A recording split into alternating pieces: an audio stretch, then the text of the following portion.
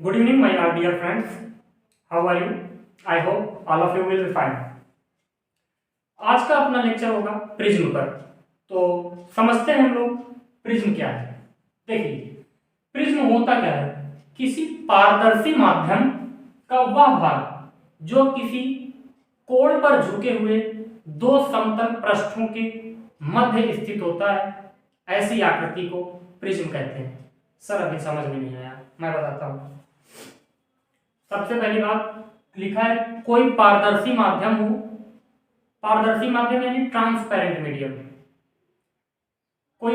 कोई पारदर्शी माध्यम जो एक कोण पर झुका हो, कोई पारदर्शी माध्यम का वह भाग जो किसी कोण पर झुके हुए दो समतल पृष्ठ हो, यानी दो प्लेन सरफेसेस, एक ऐसी हो एक ऐसी हो। सपोज दैट ये एंगल है 30 डिग्री। इस 30 डिग्री के एंगल पे झुका हुआ ऐसी आकृति, एक इधर एक इधर, इनसे घिरी हुई जो बीच का पृष्ठ है, समतल पृष्ठों के बीच स्थित होता है, ऐसी आकृति को हम लोग प्रिज्म कहते हैं। आपको क्लियर हो गई अब परिभाषा? आप ये देख सकते हैं, एक समतल पृष्ठ ये हो गई, एक समतल पृष्ठ ये हो गई, बीच में एक एंगल है, इन दोनों एंगल्स पे घिरी हुई जो आकृति है, जो आपकी बनी है सरफेस, यही प्रिज्म है। अब चूंकि प्रिज्म 3D फिगर होता है, मैंने बोर्ड पर बना के आपको दिखा दिया समझाने के लिए, बट ऐसा है कि 3D फिगर जो होते हैं वो बोर्ड पर बनाए नहीं जा सकते। आपको ये बात पता है? अगर नहीं पता है तो यार जान लीजिए, 2D फिगर ही बोर्ड पर बन सकते हैं, 3D फिगर बोर्ड पर नहीं बन सकते। It is impossible. बस आप कल्पना कीजिए कि ऐसा है। ठीक, इसके बाद प्रिज्म में समझाता हूं। एक इंसिडेंट एंगल है, इंसिडेंट रे है, यहाँ पे जाती है प्रिज्म से। प्रिज्म में इसका, जब ये प्रिज्म के पदार्थ का कुछ अपवर्तनांक होता है, एन जिसको मान लेते हैं, जब ऐसे माध्यम से गुजरती है, यानी बाहर क्या है? हवा है, हवा से किसी माध्यम में गई, और जो भी माध्यम है उसके बाद डेंसर मीडियम ही सघन। इसमें जाने के बाद जब बाहर निकलती है तो अपने मार्ग से विचलित हो जाती है, यानी इसका अपवर्तन हो जाता है, अर्थात ये इमर्जेंट रे है। अब ये 7 रंगों में विभक्त हो जाती है, ये आपको पहले भी पढ़ाया है, वर्ड विक्षेपण, कलर डिस्पर्सन, पिछली क्लासों में पढ़ाया है, आप वहां पर पढ़ सकते हैं। यहां पर क्या है? तो इंसिडेंट एंगल जो है आपका इमर्जेंट एंगल बराबर होंगे, यानी I1 इक्वल्स टू I2, ऐसा हम मानते हैं। कब? फॉर मिनिमम डेविएशन, न्यूनतम विचलन के लिए। इसके बाद ये एक्चुअली में ये कहां लग रही थी? इधर, और ये तो ये इस तरह यहां से डेविएट होकर यहां पहुंच गया, यानी डेविएशन एंगल जो है डेल्टा जिसको बोलते हो, ये डेल एम होता है। इसी को मिनिमम डेविएशन एंगल बोलते हैं या न्यूनतम विचलन कोण कहा जाता है। जो आपको ऊपर एंगल दिख रहा है, ए जो लिखा है, इसको प्रिज्म कोण कहते हैं। तो और ये प्रिज्म है, ये आपको चीजें क्लियर हो गई होंगी। ठीक, ये आपका मीडियम है, आपका N1, ये आपका N2 है। क्लियर? यही प्रिज्म है। अब एक फॉर्मूला जानते होंगे आपने पढ़ा होगा 12th में, भले यूज ना किया होता अब यूज करना है भैया। अगर फौजी बनोगे, एयरफोर्स का पेपर देना है, तो ये सब प्रिज्म बहुत इंपॉर्टेंट टॉपिक होते हैं। प्रिज्म के पदार्थ का अपवर्तनांक n बराबर क्या होता है? Sine a plus del M by 2 upon sine a by 2। ठीक, अब यहां मैं प्रूफ नहीं करूंगा, क्यों? जब R1 बराबर R2 हो जाएगा तो हम R मान लेंगे। ठीक, और वहां से आपका जो है आपका I1 बराबर I2, तो ये क्या बन जाएगा? I1 बराबर I2 जो होता है तो I1 प्लस I2 बन जाएगा। ठीक, वहां से निकाल देंगे, प्रूविंग अब नहीं करना है आपको, यहाँ आप डायरेक्ट याद रखिए। n बराबर sine a plus del M by 2 upon sine a by 2। a क्या है यहाँ पर? a है प्रिज्म एंगल, ये लिखा है आपका प्रिज्म कोण।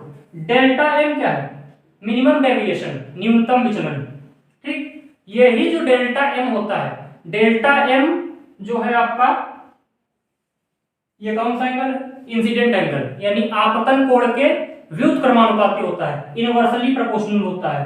अर्थात एक निश्चित आपतन कोण के लिए न्यूनतम विचलन या जो विचलन होता है वो न्यूनतम होता है। बात समझ में आ गई? जितना एक कोई मान लो 30 डिग्री का आपतन कोण ले लिया, तो वहां पे डेविएशन सबसे कम होगा। सपोज किया, ऐसा होता नहीं। ठीक, तो ये चीज आपको याद रखना है। फिर पतले प्रिज्म के लिए, अब प्रिज्म मान लो पतला हो गया तो वहां पर क्या होता है, साइन आपका हटा दिया जाता है, यानी वहां पर बन जाता है डेल एम बराबर n-1 इंटू ए। ये आपका फॉर्मूला याद रखना है। कैसे हुआ अब यहाँ बताने का जरूरत नहीं है, कैसे आप समझिए। n बराबर क्या होता है, sine A plus del M upon 2 upon sine A by 2 into, अब इसको कर देंगे साइन ए बाई 2 है तो साइन हट जाएगा और डेल एम इसका है ए प्लस डेल एम बाई 2 तो यहां से साइन हट जाएगा। अब ए प्लस डेल्टा एम, मैं थोड़ा दिखाई देता हूं, देखिए न्यूनतम विचलन के लिए साइन हटाना होता है आपको, del M plus A by 2, अब ये जो है तो साइन हट जाएगा तो 2 बाई ए हो जाएगा, 2 से 2 कट जाएगा और इधर क्या है आपका एन, अब ये इधर बन जाएगा मल्टीप्लाई हो जाएगा तो क्या बन जाएगा एन ए बराबर डेल एम प्लस ए, डेल्टा एन क्या हो जाएगा, डेल्टा एम बराबर हो जाएगा n-1 इंटू ए। यही चीज निकल के आई है, यही मैंने यहाँ डायरेक्ट लिख दिया है, तो कुछ नया नहीं है। बस अब चूंकि ऑफलाइन वीडियो रिकॉर्ड करना है आपको तो ज्यादा समय हमारे पास नहीं रहता है। आगे देखिए, डेल्टा एम डिपेंड करता है किस किस पर, प्रिज्म कोण पर यानी प्रिज्म एंगल पर डिपेंड करता है, एम यानी अपवर्तनांक पर निर्भर करता है, माध्यम पर निर्भर करता है, प्रकाश किरण के रंग पर निर्भर करता है, ठीक है। यही चार चीजें हैं जिन पर डेल्टा एम डिपेंड करता है, आप यहीं से बता सकते हो और यहीं से बताया भी जाता है, ठीक। कोणीय वर्ण विक्षेपण, ये रहा कोणीय वर्ण विक्षेपण, अंग्रेजी में कहते हैं एंगुलर कलर डिस्पर्सन। क्या है सर भैया, थीटा बराबर होता है delta we minus delta are, आप डायरेक्ट याद रखें क्योंकि आपको न्यूमेरिकल ही करना होता है यहां से, ठीक। कोणीय वर्ण विक्षेपण किसके किसके बीच में होता है, वॉयलेट विबग्योर पढ़ा है ना आपने, VIB GYOU GYO विबग्योर, तो वॉयलेट और रेड इनके बीच में जो होगा यही कोणीय वर्ण विक्षेपण होता है।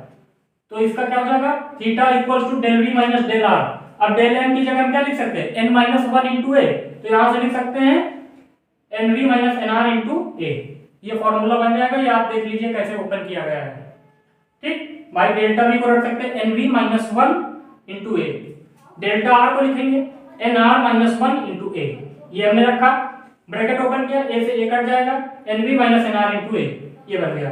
देन इसके बाद वर्ण विक्षेपण क्षमता, पावर ऑफ कलर डिस्पर्सन, ये क्या होती है sir, omega equals to del V minus delta R upon delta Y, ये होती है। अब डेल की जगह न्यूनतम विचलन फार्मूला लगा दो, nv minus 1 into nr minus 1 upon ny minus 1, ये फार्मूला बना दिया। ओमेगा जो होती है यानी वर्ण विक्षेपण क्षमता जो है किस पर निर्भर नहीं करती है, प्रिज्म कोण पर निर्भर नहीं करेगी, पहला पॉइंट। दूसरा, रिफ्रैक्टिव इंडेक्स यानी अपवर्तनांक पर निर्भर नहीं करता है, कौन, वर्ण विक्षेपण क्षमता, यानी कलर की जो क्षमता होती है, वर्ण विक्षेपित क्षमता जो होती है, डिस्पर्जन की पावर जो होती है, वो किस पर निर्भर नहीं करेगी, अपवर्तनांक पर नहीं करेगी निर्भर, और प्रिज्म कोण पर निर्भर नहीं करती। कुछ फैक्ट है, इंपॉर्टेंट फैक्ट है, आप ये जानोगे आपके लिए एकदम नया होगा, ठीक। यूनिक एंड न्यू क्या है, यदि दो प्रिज्मों को अध्यारोपित कर लिया जाए, मैं डायग्राम बनाया हूं, परेशान मत होइए, यानी एक प्रिज्म ये हो गया P1 ऐसे रखा है और अध्यारोपित एक दूसरे के ऊपर यूं रख दिया जाए, एक ये है एक यूं, एक उल्टा एक सीधा रख दिया, इसको इसके ऊपर रख दिया, तो वे उत्तल लेंस की तरह व्यवहार करेंगे। उत्तल लेंस कैसा होता है आपको तो पता ही है ना, उत्तल लेंस कैसा होता है, कुछ ऐसा, किनारों पर पतला और बीच में मोटा, यही तो होता है उत्तल लेंस, पढ़ाया पीछे। तो यह उत्तल लेंस या अभिसारी लेंस की तरह व्यवहार करता है, ये आप लिख ले, फैक्ट है, डायरेक्ट पूछ लिया जाता है सवाल। यदि कोई प्रिज्म 90 डिग्री पर हो, अब सपोज दैट समतल कोण पर रख दिया जाए, तो जो आपतित किरण होती है वो जाती तो है लेकिन परावर्तित होकर वापस लौट आती है, यानी ये जा रही थी, ये इधर वापस आ गई, ठीक। इसका रिफ्लेक्शन नहीं होता है, सॉरी अपवर्तन, हाँ ठीक है, रिफ्रैक्शन कहते हैं इसका, रिफ्रैक्शन नहीं होता, रिफ्लेक्शन हो गया, ठीक, परावर्तित हो गई। चौथा नेक्स्ट पॉइंट है सबसे इंपॉर्टेंट है, यदि कोई प्रिज्म है, अगर इसको हम जल में डाल देते हैं तो क्या होता है? देखिए अगर प्रिज्म को जल में डाल देते हैं तो इसका जो विचलन कोण होता है, जो हवा का विचलन कोण होता है, इसका 1/4 भाग होता है। ये बात आप याद रखें, सवाल पूछ लिया जाता है, ठीक। कैसे पूछ लिया जाता है? हवा का विचलन कोण अगर 20 है तो पानी का विचलन कोण बताइए कितना हो जाएगा, तो आप कितना बता दोगे? 20/4 बराबर कितना आ जाएगा? यानी पानी का विचलन कोण 5 आ जाएगा, और हवा का कितना है? 20 है। ऐसे आप सवाल करेंगे, आपको न्यूमेरिकल कराऊंगा, भर भर के न्यूमेरिकल कराऊंगा, परेशान मत होइए, अपने पास बहुत है मटेरियल, ठीक है। आप स्क्रीनशॉट लीजिए।